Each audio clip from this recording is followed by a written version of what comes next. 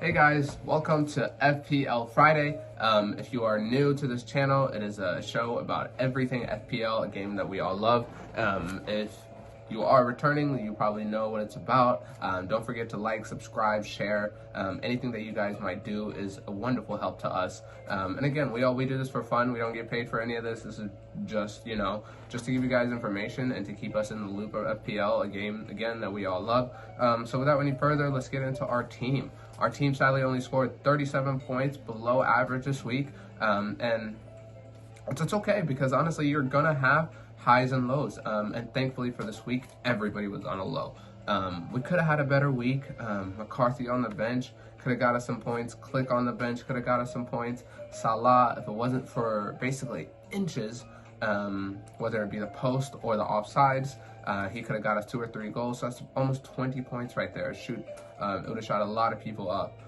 So Son and Kane also returned. So just keep playing, basically. We're just moving on to the next game week. Just a quick note on this game week, we might be letting Fernandez go. Just that United team just looked so slow when they were playing. So we'll take a look at our team further on in the video, but for right now, let's look at our hidden gems. Without any further ado, let's start at the back. We have Matt Target from Villa, who is at 1.8% owned, which is incredibly low for a starting back, who's basically on some free kicks, on some corners, on some direct kicks even. And with Martinez now at the back, with Mings having a partner as a center back, and honestly, that whole Villa team just looks like they're clicking. The midfield looks great, the forwards look like they can score, the defenders look like they can defend, and I'm honestly surprised that he's still 1.8% owned. I think it's going to go up in a few weeks if they continue to get a few clean sheets, but for right now, he's a wonderful differential. Another great differential, just a quick note, Kilman. If you have the money and you can afford it and you have the free transfer, I wouldn't waste -4 on it. Because it doesn't look like he'll get you clean sheet this week. But I would stash him. If you have a free transfer, I would stash him. He looks like he could be a bargain basement buy for us, honestly. And at 4.2, if he ends up starting, why not? So moving on to the midfield, we have Bowen from West Ham, and at 2.2% owned, and without, it's 50-50.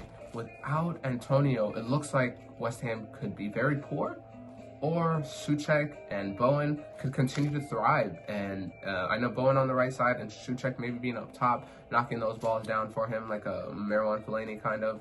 I think they could actually do some good. And at 2.2% owned, 6.3%, he's got Villa. I think he's got, after this Liverpool game, it's Fulham, Sheffield, and then Villa. So that's a great run of teams to be playing.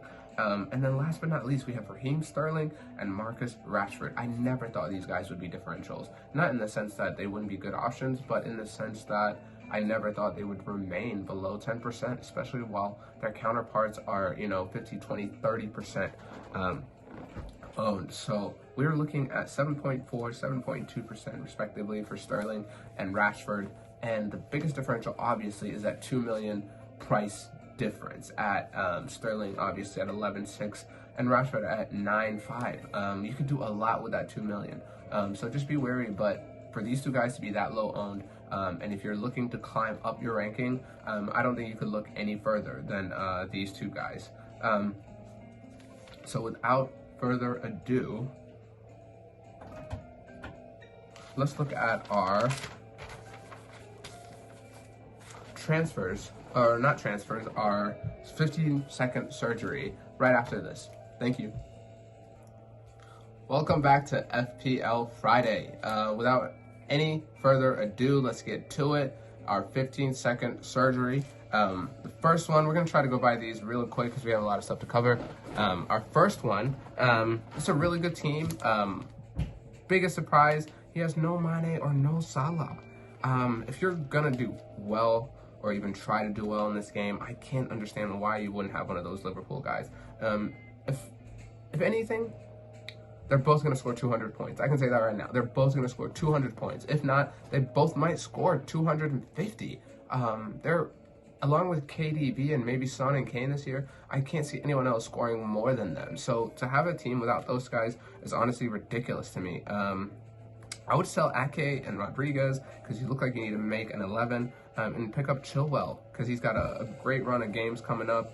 And then you can put the rest of that $9 million into Mane or Salah. And then if you have any money left, honestly, improve on that midfield a little bit more. But besides that, I think it's good for the week. This is the next team we got coming up. Okay, real quick, again, he's got Rodriguez. I would start, obviously, Jorginho for Rodriguez because it looks like James Rodriguez is out this week. I know that's what we thought last week and he ended up playing, but he looks to actually be out this week. Ancelotti said he's out. So if you can't take him at his word for that, I don't really know how much further we can take him. I would sell Podence. I liked him at first because I thought he would be taking over the Jota spot at Wolves, but it looks like he honestly is just like a filler right now to see until if Adama is going to be fit enough to play, 90 minutes. But it looks like Podence might just play, 60, 70, whatever, 55, and then come on in as a sub. So we don't really want that on our teams. But besides that, it looks like a pretty good team. Next team we have coming up, I see a lot of money scattered everywhere. I'm not a huge fan of these many defenders. I would sell Gabriel and maybe Wan-Bissaka to try to get one of the Villa defenders. Konsa, Mings, Cash, Target is one of my favorites. Chilwell as well. I love going for attacking fullbacks. As much as people just think you just need a defender, attacking fullbacks are the way to go, especially if they're in teams that are defending well at the moment, i.e. Chilwell, i.e. Cash, Target, those guys. But yeah, that looks pretty good. Without any further ado then, let's get to it. Let's look at our captain options for this week. Obviously, the biggest captain options we have this week are Sonny from Tottenham and Harry Kane, also from Tottenham. Big caveat with these guys. I think they'll do well, but I don't think they'll be scoring like they've been. I think Brighton will be determined to keep it tight. But if they don't, obviously it's going to be completely different. But if they come out there and look to not let them play, and rather than outplay Spurs, I think this is going to be a very tough for them. I personally might be going with the next captain, Mo Salah, just off of all those numbers that we saw. West Ham look okay, but they look terrible at the back, to be honest with you. They look like they could let in a lot of goals. And just with Salah and just that selfishness and that drive that he has, he wants to score. He wants to shoot. Every time that a goal was chalked off or he was called offsides or whatnot, he looked upset. He looked physically upset and irritated that he hadn't scored. And we love to see that. Some other differential picks for our captain this week would be Danny Ings. The man looks wonderful. He looks sharp, he looks fit. Southampton look like they're keeping clean sheets, and we all know what happens when they keep clean sheets. They do very well going forward. It's just when they leave spaces in the back and they leak that teams can get at them. But if they keep it tight, I think Danny Ings could poke one or two. So let's take a look at our team for this week. We have decided to drop Bruno and Dominic Calvert-Lewin. Yeah, I know everybody's gonna comment and say, wow, how could you do this? How could you blah, blah, blah. But I don't know, just that Everton team, I said it a few weeks ago, I still got Dominic Calvert-Lewin, but that's the reason I didn't double or triple up on Everton. Everton is Everton. They will screw up sooner or later, and it'll just fall apart for them. That's just exactly what Everton does. They come out with so much hope and aspirations, and then 2-3 weeks in, they get one injury, 1 red card, 2 red cards, and it's over. And it all started with Richarlison. He does have a bad habit of getting red cards, disciplinary issues, and so stuff like that. And this is not a knock against Dominic Calvert-Lewin. I just don't think by himself he can carry that Everton team and continue to score and continue to work hard and continue, to create chances for himself. He's just not that kind of player. He is the kind of player to finish them. He's a finisher. And without Richarlison, Digne, Seamus Coleman, and now Rodriguez, I just don't really like that team. And I really don't feel confident. And Bamford looks like the the complete opposite, basically. That Leeds team is clicking. They're working so much harder for him than any other player or any other team is for their striker, and the man just looks clinical. And so, I don't mind gambling on him. And at 5.9, we could see some, price rises, and we just a gamble, basically. And then another gamble we have taken is to take out Bruno. I personally love what Mane looks like right now. He just looks so sharp.